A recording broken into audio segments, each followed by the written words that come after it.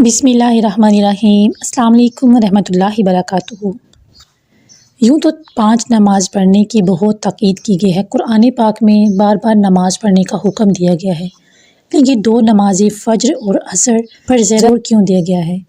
کیونکہ سیدنا ابو ہریرہ رضی اللہ تعالیٰ عنہ سے روایت ہے کہ رسول اللہ صلی اللہ علیہ وآلہ وسلم نے فرمایا کہ رات اور دن میں فرشتوں کی ڈیوٹیاں بدلتی رہتی ہیں، اور فجر اور عصر کی نمازوں میں ڈیوٹی پر آنے والوں اور رخصت پانے والوں کا اجتماع ہوتا ہے۔ پھر تمہارے پاس رہنے والے فرشتے جب اوپر چڑھتے ہیں تو اللہ تعالیٰ پوچھتا ہے، حالانکہ وہ ان سے بہت زیادہ اپنے بندوں کے متعلق جانتا ہے، کہ میرے بندوں کو تم نے کس حال میں چھوڑا؟ وہ جواب دیتے ہیں کہ ہم نے انہیں چھوڑا تو فجر کی نماز پڑھ رہے تھے، اور جب ان کے پاس گئے تب وہ عصر کی نماز پڑھ رہے تھے۔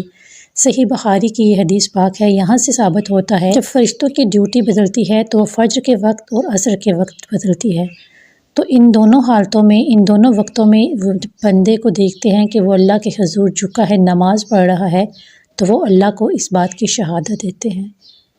تو اس لیے ہمیں پنجگانہ نماز پڑھنے کی ضرورت ہے، پنجگانہ نماز پڑھنے کی پابندی کرنی ہے، لیکن ساتھ ساتھ ہمیں فجر اور عصر کی نماز تو کبھی بھی ترک نہیں کرنا چاہیے۔ جزاک اللہ خیر۔